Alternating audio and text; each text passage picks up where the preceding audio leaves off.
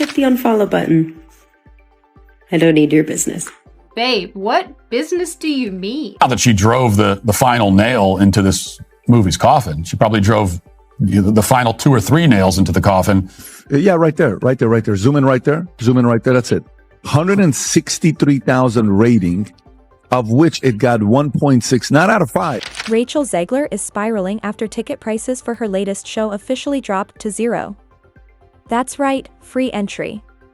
All because she couldn't stop dragging Disney's Snow White. Like, who exactly does she think she is? I'm a narcissist. Let's be clear, this wasn't Hollywood canceling her. This was her lighting the match and dancing in the ashes.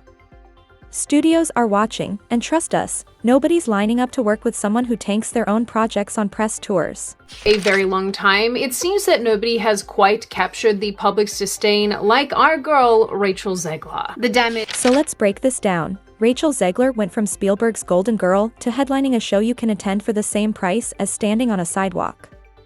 $0. This isn't some fluke, it's a career collapse in real time. And the worst part? She did it to herself. Love you. I love me? Love you so much. I love you. I get stopped for photos every time I'm online for the Snow White ride, and it is I have to pretend like, oh God, I love you. I get stopped for photos every time I'm in line for the Snow White ride. Oh honey, no. Let's rewind the disaster reel. Back in 2020, Hollywood was obsessed with Rachel Zegler. Spielberg handpicked her out of 30,000 hopefuls for West Side Story. She was called a prodigy, a once-in-a-generation talent. And for about 5 minutes, she actually was. Golden Globe at 20. Red carpets. Buzz. Hype. Then Disney waltzed in like, here's Snow White, kid. Don't screw it up. Point, she sort of feels like the poster child for it. What's really interesting is that Zegler's fall from grace has been a very satisfying watch for plenty of people. Well, she screwed it up. In record time. From Disney darling to Broadway clearance bin in just 3 years. Imagine being so unlikable that your show gets downgraded to pay what you want. That's not innovation, that's desperation. And before we even get to Snow White, let's revisit where the derailment really began, West Side Story. Beloved by critics, ghosted by audiences. Worldwide box office? A sad $76 million on a $100 million budget. That's not a stumble. That's a cinematic faceplant. Snow White just bombed at the box office again. How the hell did that happen? You've heard of a movie flopping at the box office, but have you heard of a movie flopping at the box office twice in 2 months? And did Rachel take the loss like a pro? Nope. She blamed white audiences for not showing up. Because clearly, the problem couldn't be remake fatigue or shallow marketing. Nope, must be racism. Her words, not ours. Nothing says his career longevity like blaming your ticket buyers. Wasn't sincere because she's had a long history of saying woke, annoying things. Our new Snow White. Oh, and let's not forget the accent. The infamous faux Spanish flair. Girl doesn't even speak Spanish, yet suddenly she's rolling her R's like she's starring in a telenovela. Latino fans weren't impressed, they were cringing. It wasn't representation, it was performance. Bad, awkward performance. For the life of me, I don't understand why she's insisting on pronouncing Spanish words and names with a Spanish accent that she doesn't have in a language that she doesn't speak. Puerto Ricans, Maria, Latina, Maria. Then came the interviews. Oh boy. Somewhere along the line, Rachel decided every press junket was her personal TED Talk. Suddenly West Side Story wasn't a musical, it was a thesis on post-colonial trauma and power dynamics. Someone should've gently reminded her, it's Romeo and Juliet with jazz hands, not a graduate seminar. In one clip, she calls the Sharks, the rival gang of the Jets in this new version of West Side Story, a rainbow of the Latino community, and then struggles to name what constitutes Latino diversity. But West Side was just the warm-up. The main act? Her kamikaze dive into Disney's Snow White. Instead of promoting the movie like a normal human, Rachel showed up to press interviews like she just passed her first gender studies midterm. She called the original 1937 film outdated, mocked the storyline, and called Prince Charming, a literal life-saving character, a stalker. Yes, the guy who reversed death. Stalker behavior, apparently. I mean, you know, the original cartoon came out in 1937, and very evidently so. There's a big focus on her love story with a guy who literally stalks her. Yeah. Weird. But she didn't stop there. She proudly declared, this Snow White doesn't dream of true love, she dreams of leadership. Because clearly what every child wants from a fairy tale is a LinkedIn workshop. Forget birds that sing and dwarfs that dance. Here comes PowerPoint Princess and her kingdom of quarterly reports.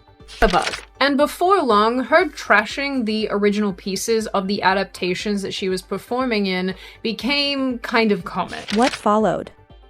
Pure chaos. Disney forums imploded. Reddit lit up with threads titled, Rachel Zegler is destroying Disney with her mouth. Behind the scenes, Disney hit panic mode, pulling her from merchandise, delaying the movie, and unofficially launching what fans now call the Zegler vanishing act. When Disney starts pretending their lead princess doesn't exist, it's not just bad PR. It's career CPR. She's gonna be safe with the prince, and she's not gonna be dreaming about true love. She's dreaming about becoming the leader she knows she can be, and the leader that her late father told her that she could be if she was fearless, fair, brave, and true. I'm a narcissist. And just when you think it couldn't get worse, spoiler, it does. Back in 2020, Rachel hops on Instagram and types out this little firecracker, F Donald Trump. May Trump supporters never know peace. Real quote. So now it's not just Disney fans she's burned, it's half the country. And again, reminder, she works for Disney, the brand of wholesome wonder, where the core audience is literally suburban moms and theme park dads. Bold move, princess. So she came out and took a large dump on half of the country. Everyone who voted for Trump. I remember her words. She hopes they know no peace. Or something really. And that Trump knows no peace. But she wasn't done. She took the chaos to TikTok, campaigning like she was running for Most Unhinged Influencer of the Year. She declared, vote Kamala Harris. It's non-negotiable. If you disagree, I don't need your business.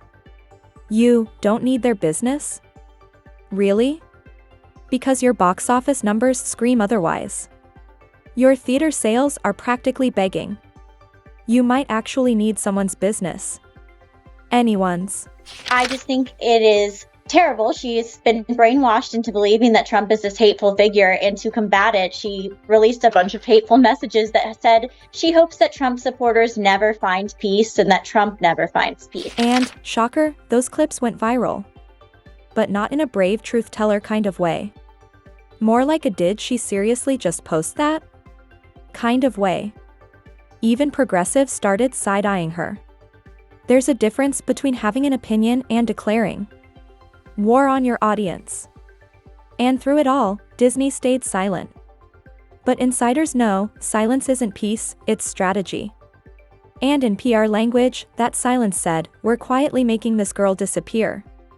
And just like that, Rachel Zegler faded faster than a discontinued breakfast cereal.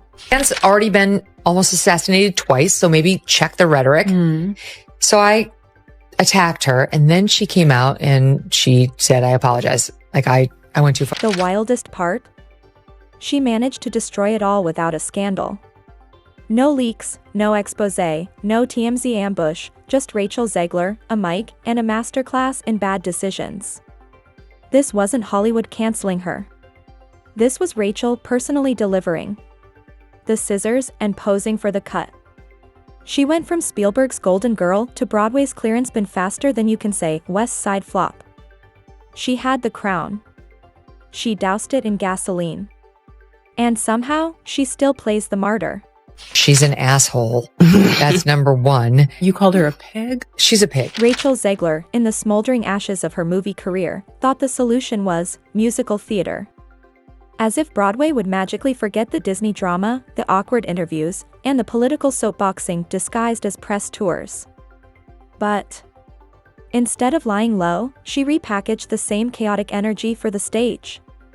Because nothing says fresh start like turning live theater into your personal redemption arc. For a lot of people, the progressiveness in them felt quite forced. But a lot of Rachel Zegler's initial stupidity really could have just been chalked up to being a young person and growing up in a very, very politically polarized period of time. She landed Evita at the London Palladium, yes, Evita, the role once commanded by Patti LuPone and Madonna. Expectations were sky high. Tickets launched at $500 a pop. That kind of price should guarantee goosebumps and greatness. But what did audiences get? Not a masterclass, but a meltdown. Rachel didn't just fumble the bag, she turned Broadway into a bizarre PR circus no one signed up for. Never wanted to come off as me being ungrateful for the opportunities I have. I can also be having the greatest time and simultaneously wishing people would stop sending me death threats. Imagine it. You dress up, spend a week's salary, walk into the historic Palladium ready for the moment, don't cry for me Argentina. House lights dim, anticipation builds, and then, nothing. Rachel isn't on stage. She's outside. Literally. On the street. Singing to fans on the pavement while ticket holders inside watched her on a janky screen like it's a bootleg livestream from 2006. Memes exploded. My favorite? Paid $500 to see Rachel Zegler through a monitor, Broadway's most expensive. FaceTime. People felt duped. This wasn't immersive. It was insulting. Not theater. Not art. Just a viral stunt gone wrong. She's dumb. But maybe she'll learn. You know what? Whatever I called her, it worked. And the kicker? Rachel wasn't even bad. Critics admitted she could sing. Strong vocals, solid projection, decent command of the stage, but none of that mattered. Because when the whole show felt like a publicity stunt gone rogue, talent couldn't save it. The trust was already broken. Within weeks, ticket prices dropped from $500 to pay what you feel. Literal charity. Some nights were free. As in, toss a coin if the spirit moves you, free. That's not a theatrical reinvention. That's a public meltdown with musical accompaniment.